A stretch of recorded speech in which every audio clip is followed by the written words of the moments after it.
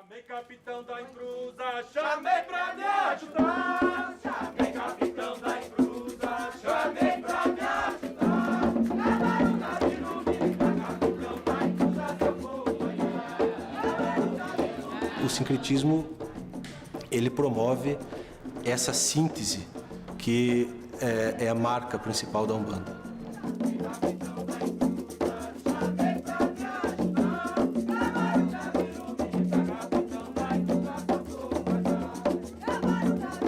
Em todas as casas de Umbanda existem manifestações de caboclos, de pretos velhos, de crianças, boiadeiros, marinheiros, baianos, exus. Isso é também um denominador comum da ritualística umbandista.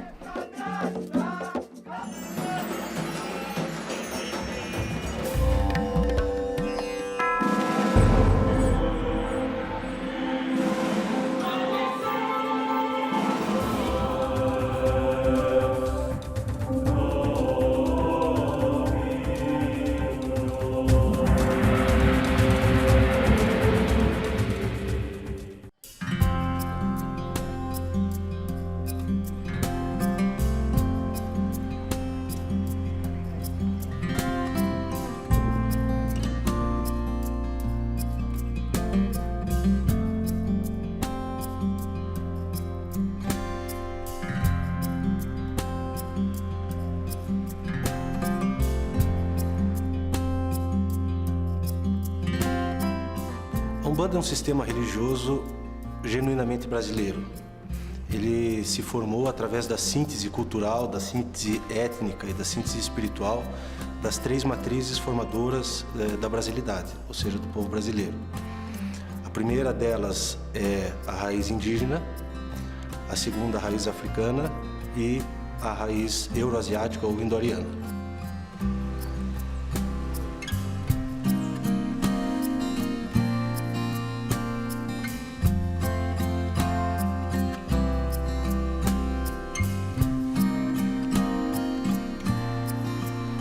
Sou neta do Zélio Fernandinho de Moraes.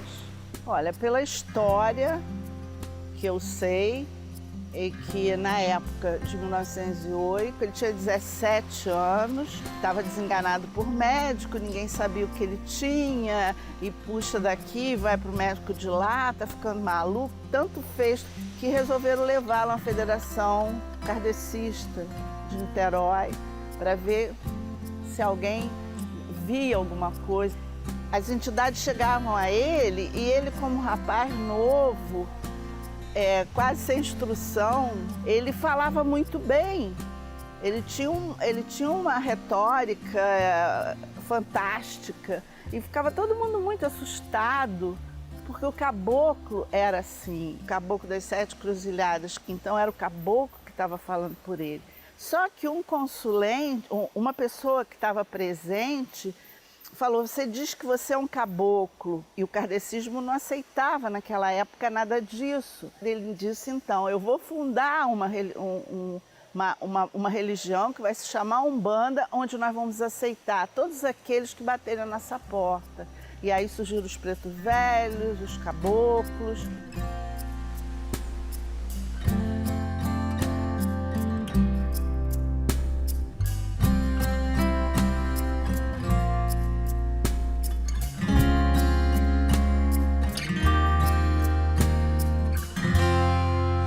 Existe um consenso de que o médium Zélio Fernandinho de Moraes, egresso do kardecismo, tenha fundado no Rio de Janeiro a Umbanda.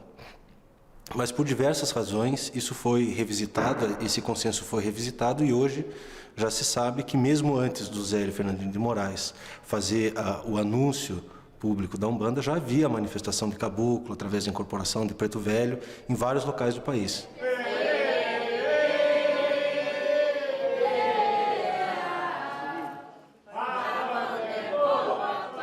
A Umbanda é a manifestação do espírito para a caridade. Seu objetivo superior é o de despertar anseios, espiritualidade na criatura humana. A Umbanda, para mim, é caridade, humildade e amor.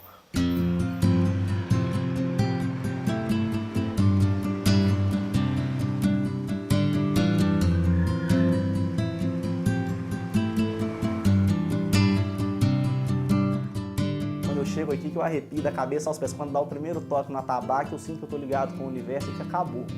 Na hora que eu chego aqui, eu trabalho, né, tem um dia super atribulado, mas na hora que eu chego, acabou. É a hora da Casa Santa, é a hora que a gente presta caridade. Eu não tinha isso em outras religiões.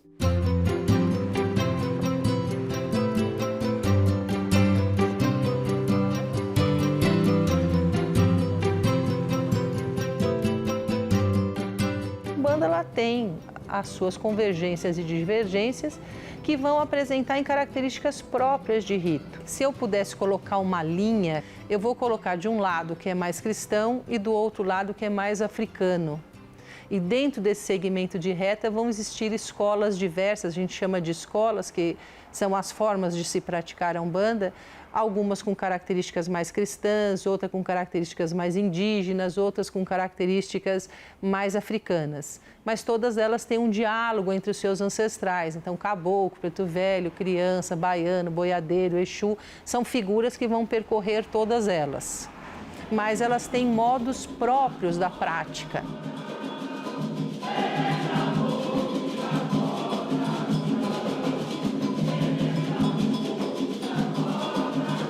De fato, a Umbanda é uma religião brasileira, mas ela tem matriz africana, né? Ela tem uma herança africana muito suprema. E os escravos e os praticantes das religiões, que não o catolicismo, quando na época que imperava, que não se podia praticar outra religião, que era proibido mesmo, senão eles iam para o tronco, tinham que adorar os deuses. Então imagina uma pessoa que veio da África, que cultuou, por exemplo, Ogum durante a vida inteira, chegar aqui e ser obrigado a cultuar um outro santo, né? É como querer trocar o pai de uma pessoa, é muito difícil. Então eles passavam a cultuar os santos católicos, fazendo uma associação. Então se eu queria cultuar Ogum, eu cultuava São Jorge, montava o altar com São Jorge. Mas a gente cultua, né? Quando acontecia, praticamente um combinado. Estou rezando para São Jorge, mas minha oração é para Ogum, né? Internamente era para Ogum.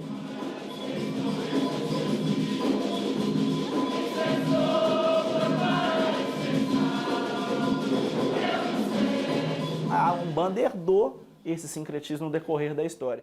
Vamos defumar, filhos de fé, defuma, defuma com as ervas da Jurema, defuma com a ruda e guiné.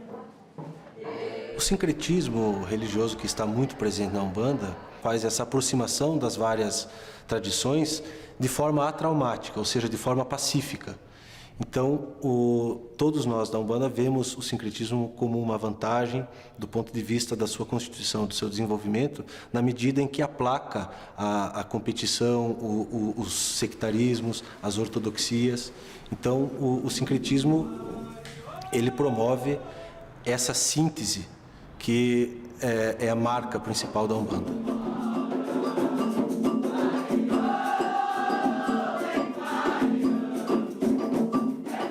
A gente obviamente acredita em Deus, é o fundamento de qualquer religião, um ser supremo, né?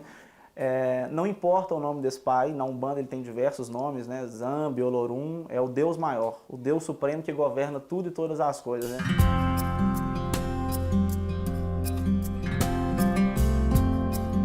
É uma religião hierarquizada, no sentido de que existe uma hierarquia espiritual, uma organização. Então, se a gente fosse resumir a hierarquia, a gente tem, de forma bem simples, a gente tem Deus, orixás e os guias, né? Dentro dos guias tem mais uma série de outras sub-hierarquias, né? Enfim.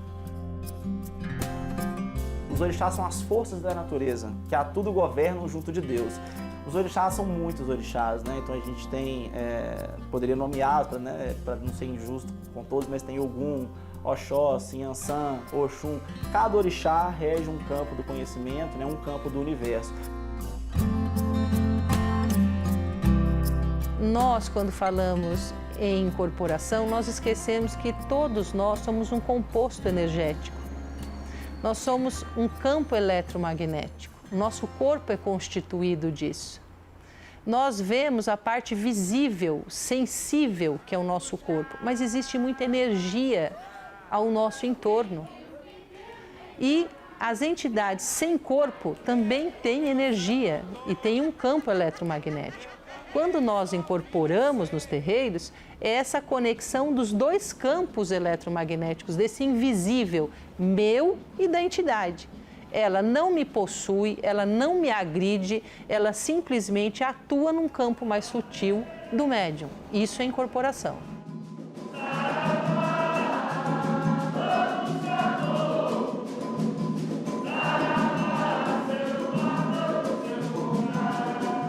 As divindades que se manifestam através da incorporação ou de várias outras modalidades mediúnicas são aquilo que nós chamamos de ancestrais ilustres.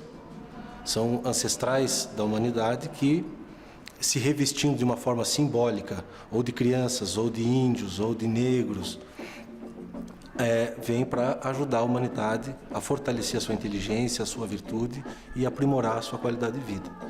Esses ancestrais ilustres são também emissários dos orixás, que por sua vez são emissários da divindade suprema.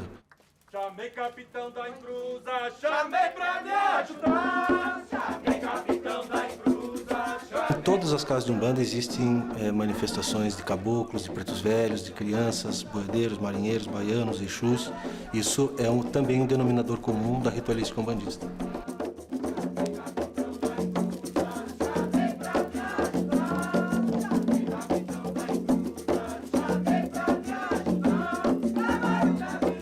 Outra forma de manifestação dos espíritos ancestrais na Umbanda é a forma do Exu, seja como Exu masculino ou feminino, que é a Pombagira.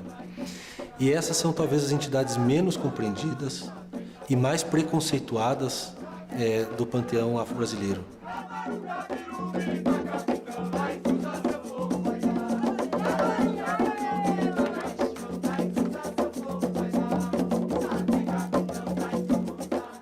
Exu não está preocupado com a moralidade, Exu não está preocupado com os comportamentos sociais que foram impostos pela sociedade. Ele está preocupado com o bem-estar das pessoas. É um orixá que fala, você pode mudar, você tem condições de mudar tudo o que você desejar. Nós vivemos num mundo em que o homem ele tem que ter um comportamento certo. Você imagina ter um orixá que fala, não, você pode ter o comportamento que você achar melhor para a sua felicidade. Isso é mal visto. Isso é uma praga social, porque você está estimulando as pessoas a terem mudanças. Agora, Exu para o terreiro, ele é fundamental, ele é essencial. A gente tem um adágio de terreiro que fala que sem Exu não se faz nada. Porque ele que constitui, ele que lida com as forças.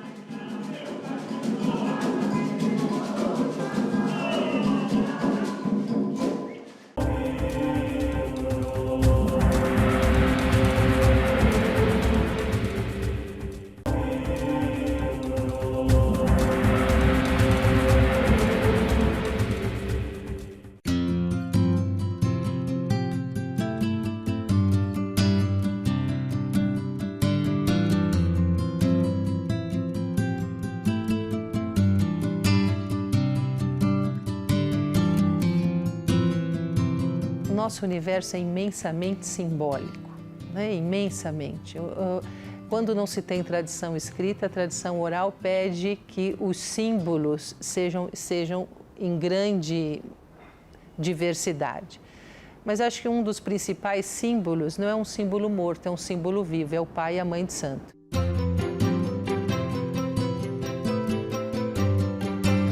Os pais e as mães de santo dentro dos terreiros têm exatamente as mesmas funções a cumprir. Dentro das religiões, é uma das raras religiões em que é dado ao homem e à mulher os mesmos direitos e deveres.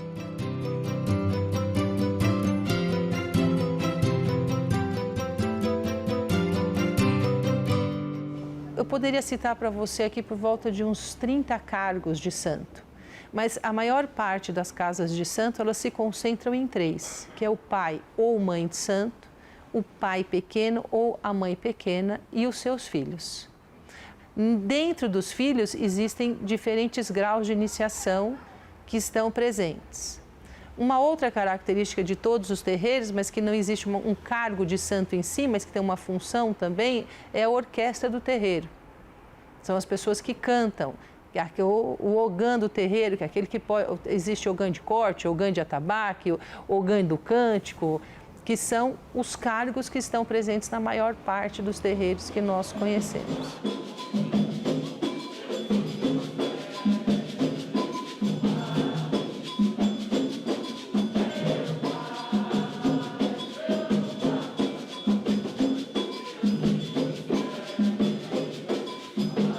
filho de santo. Parece que me elegeram, né? Eu sou filho de um santo, você não. Não é isso não, todo mundo é filho do mesmo pai. O filho do santo é só uma designação para quem trabalha na Umbanda, é isso, né? Então ser filho de Umbanda é trabalhar com retidão, aparar as arestas, com humildade, com caridade, na linha de Umbanda, que é a linha que você escolheu para expressar a sua religiosidade, sua divindade, né? O amor que você traz no coração com a sua ligação com Deus.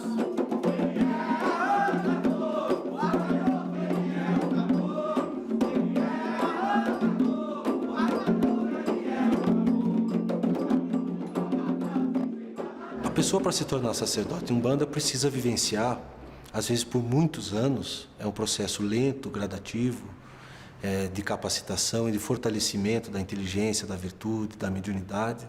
Ela precisa frequentar uma casa de santo. Ela precisa, antes de ser pai ou mãe, a pessoa precisa ser filho ou filha.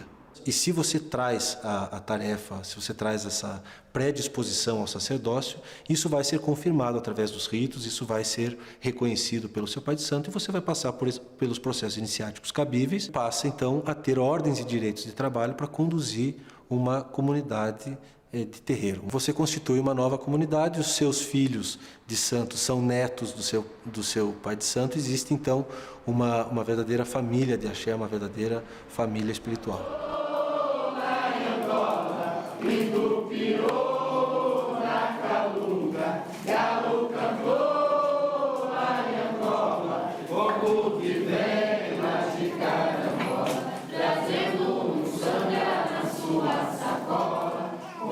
As pessoas que procuram Umbanda, elas procuram pelos males que percorrem o mundo. Acho que o meu pai de santo sempre sintetizou que as pessoas procuram a religião por dificuldade afetiva, material, por dificuldade espiritual ou uma dificuldade aí de saúde, né? São esses os motivos. O importante é que hoje estamos no momento da mudança, da transição do planeta. O planeta, toda a espiritualidade, sob diversas formas e diversas correntes, tem anunciado que é chegado o momento. Nos ritos umbandistas existe uma profusão de elementos provenientes da natureza, ervas, flores, existe o elemento humano, presente por óbvio, e existe o sagrado que está representado pelos ancestrais ilustres que se manifestam através da mediunidade na forma de crianças, caboclos, pretos velhos, exus, marinheiros, boiadeiros, baianos. Então, todas essas instâncias da realidade estão presentes e articuladas de forma convergente no rito.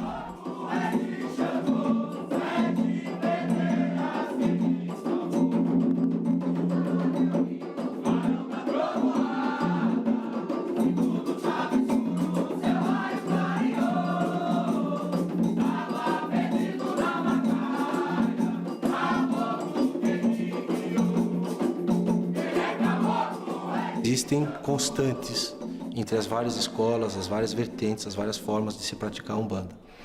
Todo o terreiro tem uma função social que faz com que eles tenham os ritos públicos ou também as chamadas as giras de caridade.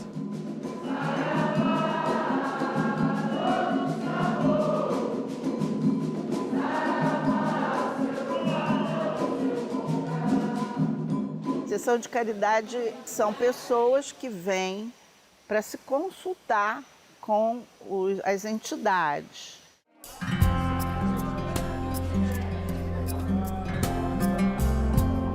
Para além das giras de caridade ou dos ritos públicos, existem os ritos internos ou os ritos de caráter iniciático, que são ritos de fundamento e que promovem a iniciação dos internos, daqueles que entram para a corrente.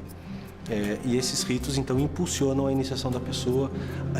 Nesses ritos, então, o que se tem é a capacitação sacerdotal daqueles que trazem essa missão, a capacitação magística, mediúnica e iniciática.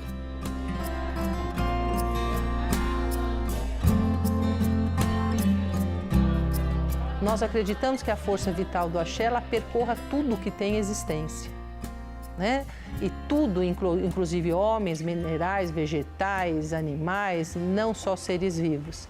E esse axé é como se colocasse as pessoas em equilíbrio.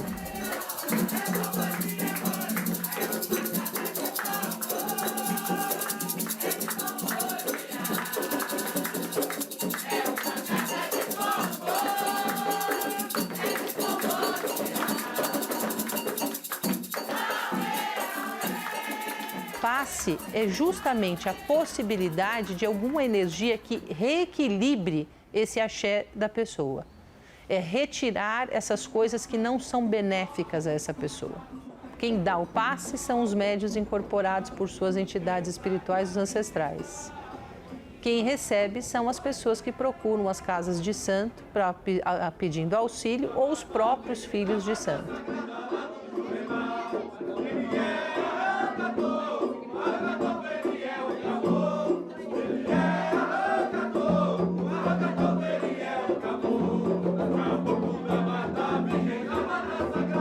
Então, o uso do charuto é para dar auxiliar ao passe, porque ele retira essas coisas que nós chamamos de cargas negativas.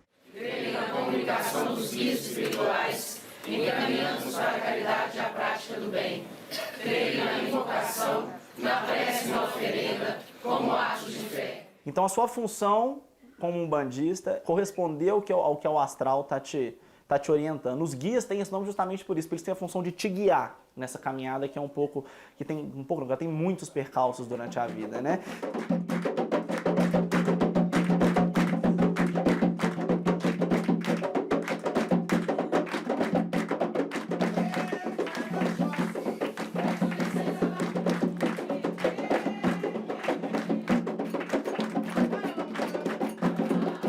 E já na parte iniciática da Umbanda, o médium passa por diversas obrigações, que a gente chama, a palavra é essa mesmo, são obrigações. São obrigações que você tem para com o universo, né, com as divindades, para continuar nessa caminhada. São trabalhos de firmeza que são feitos, muitos são entregas, daí as conhecidas oferendas, né? Então, quando um médium começa, ele faz o firmamento do anjo de guarda, as entregas de caboclo, de Exu, de baiano, as linhas de trabalho das entidades de Umbanda. Essas entregas acontecem para você ter essa proximidade com as entidades que vão te acompanhar.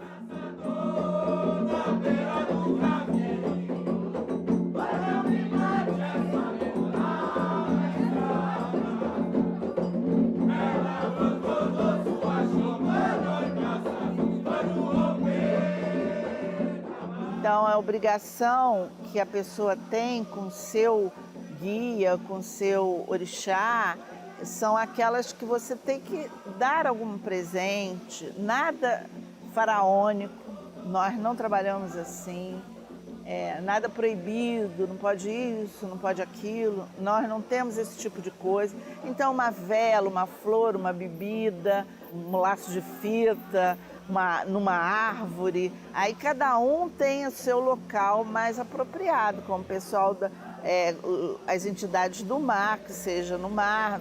Então, tudo isso para nós é muito importante, dar uma oferenda a esses orixás. E também a seu próprio guia, que cada um de nós tem um guia, ao seu preto velho, a sua preta velha, aí você dá um presente, uma bebida, qualquer coisa nesse sentido.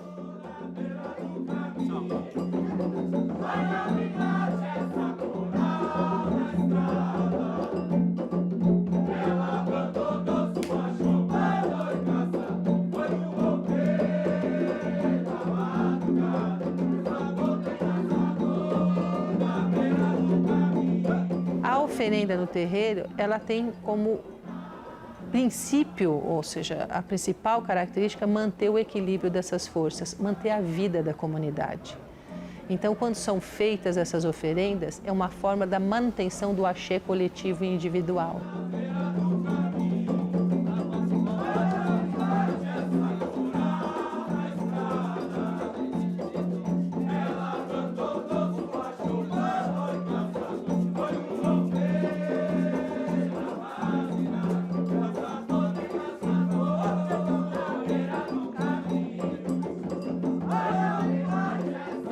A expectativa do nosso sacerdócio é estender e multiplicar todos os bens que eu recebi dentro do terreiro. Eu acharia muito injusto que eu só pudesse receber tudo que recebi do meu pai e da espiritualidade como um todo, sem poder ser um agente multiplicador desse poder de restauração da felicidade, do conhecimento, da virtude, de tudo aquilo que é imprescindível para uma vida realizada, né?